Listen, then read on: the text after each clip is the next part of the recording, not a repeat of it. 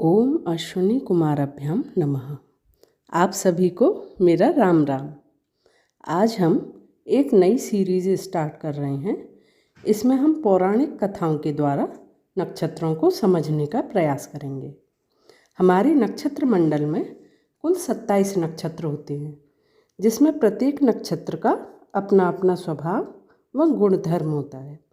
जब भी हम किसी भी कुंडली का विश्लेषण करेंगे तो नक्षत्रों के आधार पर हमें पता चलता है कि व्यक्ति कैसे बिहेव करेगा, उसकी लाइफ साइकिल क्या रहेगी।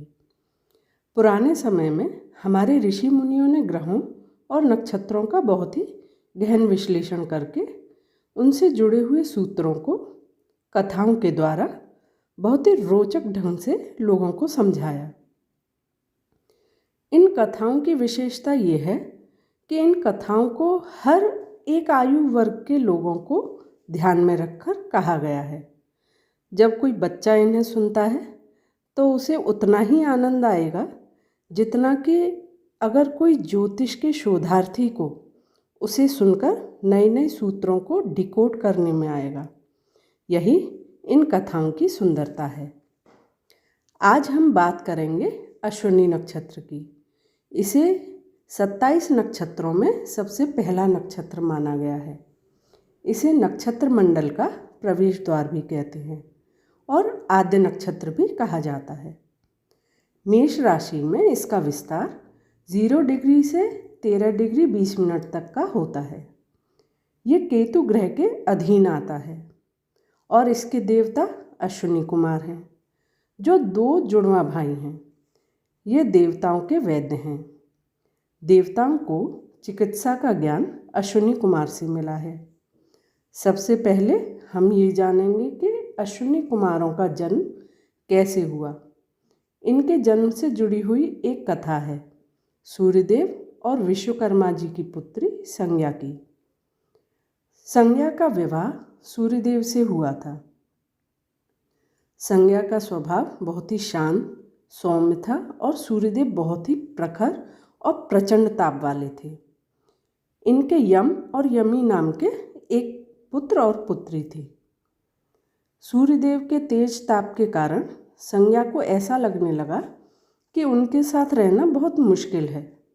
इसीलिए उसने सोचा कि वो तपस्या करके स्वयं को सूर्यदेव के योग्य बनाएगी। ऐसा सोचकर वो बिना किसी से कुछ कहे अपनी ही छाया को, जो बिल्कुल संज्ञा जैसी ही थी, उसे सूर्यदेव और अपने बच्चों की देखभाल के लिए छोड़कर तपस्या करने चली गई। इसी बीच छाया को सूर्यदेव से एक पुत्र की प्राप्ति हुई, जो शनिदेव कहलाए। जब संज्ञा तपस्या से लौटकर सूर्यलोक में आई तो उनको शनिदेव के बारे में पता चला। ये देखकर उनको बहुत गुस्सा आया। उनको लगा कि ये तो छाया ने मेरे साथ विश्वासघात किया है, और इसी गुस्से में वो बिना किसी से कुछ कहे वापस पृथ्वी लोक आ जाती हैं। वहाँ वो एक ऋषि का अपमान भी कर देती हैं, जिसके कारण वो ऋषि उनको श्राप देते हैं और वो श्राप के कारण घोड़ी के रूप में आ जाती हैं। अब सूर्यलोक में यम को छाया के व्यवहार में परिवर्तन दिखता है। कई छोटी छोटी बातों से उसको ये शंका होने लगती है कि ये उनकी माँ संज्ञा नहीं है। तो वे उनके बारे में सूर्यदेव को बताते हैं।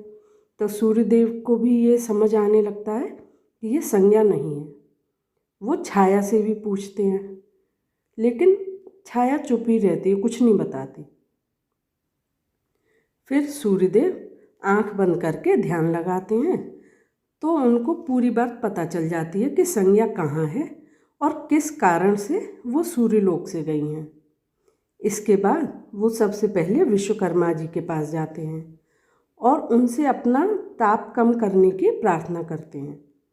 तो विश्वकर्मा जी उनके तेज का थोड़ा सा अंश निकाल लेते हैं, जिसके बाद उसे वो सुदर्शन चक्र का निर्माण करते हैं। उससे अपने ताप को कम करवा के सूर्यदेव पृथ्वी लोक आ जाते हैं और जिन ऋषि ने संज्ञा को श्राप दिया था उनसे अपना श्राप वापस लेने की प्रार्थना करते हैं। तो ऋषि उनको बताते हैं कि जब आप अश्व रूप में संज्ञा के साथ संयोग करेंगे तो फलस्वरूप जो पुत्र जन्म लेगा तब संज्ञा फिर से अपने स्वरूप में वापस आ जाएगी और श्राप से मुक्ति मिल जाएगी। इस तरह सूर्यदेव और संज्ञा को 2 जुड़वा पुत्रों की प्राप्ति होती है, जिनका सिर घोड़े का और शरीर मानव का होता है, जो संयुक्त रूप से अश्विनी कुमार के नाम से जाने गए। इनमें बड़े पुत्र का नाम नासत्य है और छोटे का दस्त्र। नासत्य का अर्थ है जो धर्म और सत्य के साथ खड़ा है, और दस्त्र का अर्थ है चमत्कारिक शक्तियों वाला। इनका जन्म अश्विनी नक्षत्र में ही हुआ था। तो इस कथा से हमें पता चलता है कि अश्व वेग, प्राण शक्ति, साहस और गति का प्रतीक है। तो अश्विनी नक्षत्र वाले जातकों में ये सारी क्वालिटीज़ देखी जाती हैं।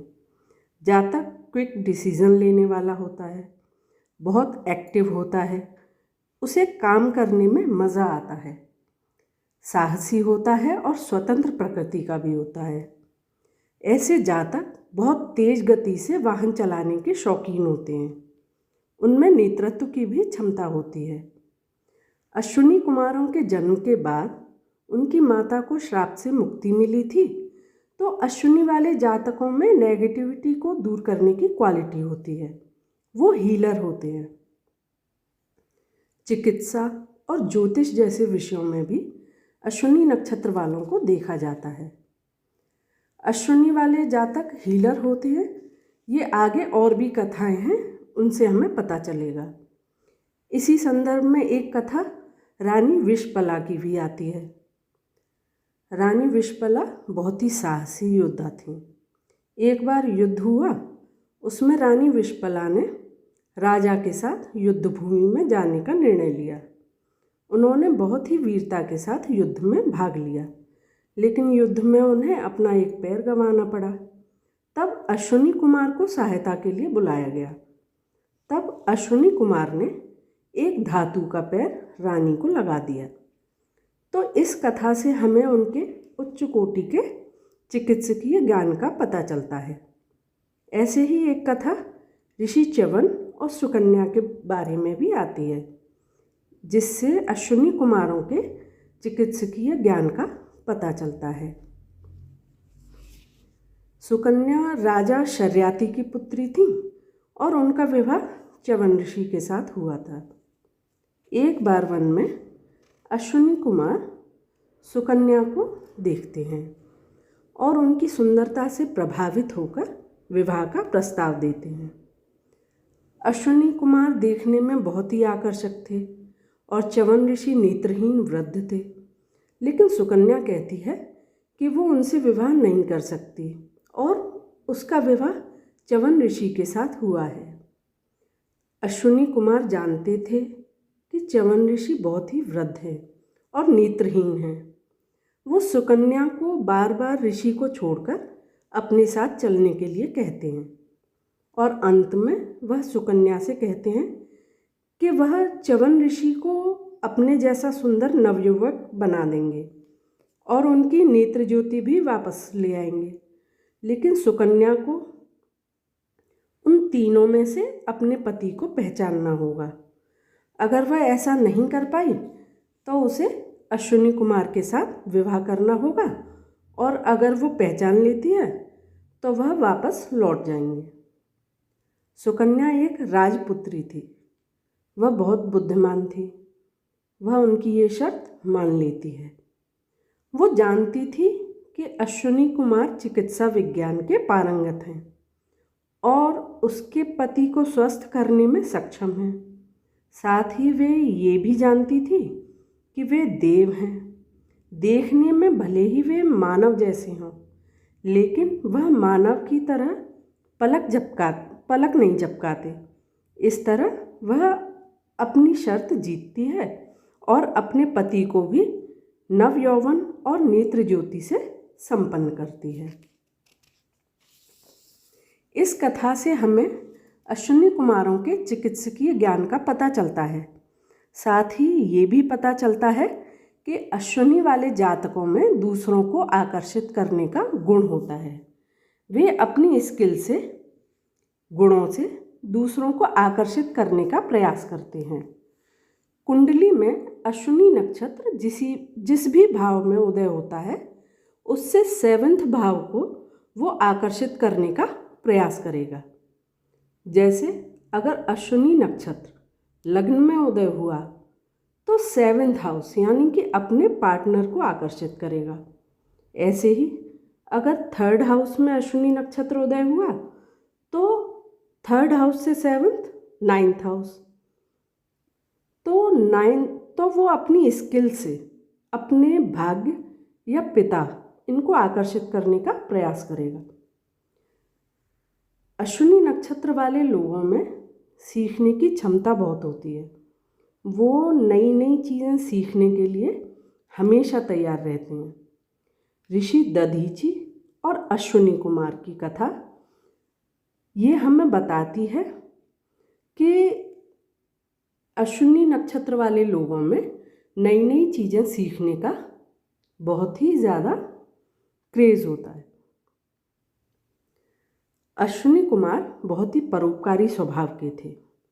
जहाँ भी उनकी ज़रूरत होती थी वो लोगों की सहायता करते थे और इंद्र को ये अच्छा नहीं लगता था। उनका कहना था कि सभी अपने कर्म के अनुसार दंड पाते हैं, इसीलिए उसमें हस्तक्षेप नहीं करना चाहिए। लेकिन अश्विनी कुमार उनकी बात नहीं मानते। तब क्रोध में वो कहते हैं कि अगर तुमने मेरी बात नहीं मानी तो मैं तुम्हें सोमरस नहीं दूंगा, जो कि देवताओं के अमृत के लिए ज़रूरी होता है। इंद्र देवताओं के राजा थे। उनके इस प्रकार कहने का भी अश्विनी कुमारों पर कोई प्रभाव नहीं पड़ा। इससे हमें ये भी पता चलता है कि वे किसी के भी दबाव में कार्य नहीं करते, चाहे सामने वाला कोई भी हो। ये क्वालिटी भी अश्विनी नक्षत्र वालों में देखी जाती है। फिर अश्विनी कुमारों को पता चला कि ऋषि दधीची को मधु विद्या आती है, जिससे वो सोमरस का निर्माण कर सकते हैं। लेकिन इंद्र ने ऋषि दधीची को पहले ये बोल रखा था कि अगर उन्होंने अश्विनी कुमार को ये विद्या सिखाई तो उनका सिर धड़ से अलग होकर नष्ट हो जाएगा। ऋषि दधीची जानते थे कि अश्विनी कुमार इस विद्या को जानने के योग्य हैं। वो अपनी दुविधा अश्विनी कुमार को बताते हैं, तो अश्विनी कुमार अपनी विद्या का प्रयोग करके उनके सिर को अलग सुरक्षित रखकर घोड़े का सिर लगा देते हैं और फिर ऋषि से मधु विद्या सीखते हैं। इंद्र के कहे अनुसार मधु विद्या सिखाने के बाद उनका घोड़े वाला सिर नष्ट हो जाता है। फिर अश्विनी कुमार ऋषि दधीची के सुरक्षित रखे हुए सिर को वापस लगा देते हैं। इस कथा से हमें उनके चिकित्सकीय कौशल का पता चलता है, लेकिन साथ में ये भी पता चलता है कि कुछ भी नया सीखने की उनकी इच्छा शक्ति कितनी तीव्र होती है। अश्विनी वाले जातक निरंतर कुछ न कुछ नया सीखते रहते हैं और बिना किसी के दबाव में आए कार्य करते हैं। कोई भी ऐसा कार्य जिसमें क्विक एक्शन की ज़रूरत होती है, जैसे आपातकालीन सेवाएं, खेलकूद, सेना, पुलिस, ऐसी जगहों में भी अश्विनी वाले जातक देखे जाते हैं। अश्विनी कुमारों की एक कथा का वर्णन महाभारत काल में भी मिलता है। कुंती को दुर्वासा ऋषि से एक मंत्र मिलता है, जिससे वो किसी भी देवता का आह्वान करके संतान प्राप्त कर सकती थी। वो ये मंत्र माद्री को भी देती है और माद्री इस मंत्र से अश्विनी कुमार का आह्वान करती है, जिससे उसे नकुल और सहदेव 2 जुड़वा पुत्रों की प्राप्ति होती है। उनका जन्म भी अश्विनी नक्षत्र में ही हुआ था।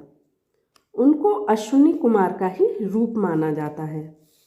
नकुल सहदेव भी अश्विनी कुमार की तरह बहुत ही सुंदर, आकर्षक, परोपकारी, चिकित्सा और ज्योतिष के ज्ञाता बहुत ही बुद्धिमान और फुर्तीले थे।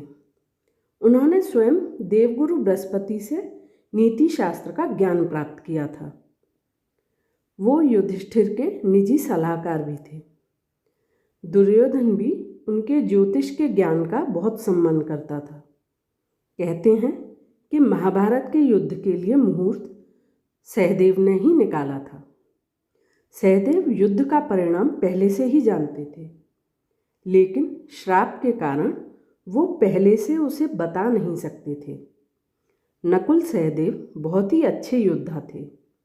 उनमें इतनी फुर्ती थी कि वो एक क्षण में एक साथ कौरव सेना के 40 से 50 योद्धाओं को मार गिराते थे। भाला फेंकने में वो बहुत माहिर थे। जिन खेलों में फुर्ती की ज़रूरत रहती है, ऐसी जगह अश्विनी नक्षत्र वाले लोग अच्छा काम करते हैं। कुछ कार्य जो अश्विनी नक्षत्र में किए जाएं तो अच्छा रिजल्ट देते हैं, जैसे औषधि ग्रहण करना, यात्रा आरंभ करना। किसी भी नए कार्य की शुरुआत के लिए ये नक्षत्र शुभ होता है। अगर कुंडली में ये नक्षत्र पाप प्रभाव में है तो ये लोग कार्य शुरू तो करेंगे मगर अधूरा छोड़ देंगे। तेज गति में वाहन चलाएंगे तो दुर्घटना की संभावना रहेगी और हड़बड़ी में काम करेंगे। तो आज हमने पौराणिक कथाओं से अश्विनी नक्षत्र के बारे में जानने का प्रयास किया। आशा है आप सभी को मेरा प्रयास अच्छा लगा होगा। आगे भरणी नक्षत्र को भी हम इसी तरह समझने का प्रयास करेंगे। तब तक माँ गौरी एस्ट्रोलॉजी चैनल से जुड़े रहें। जय माँ गौरी।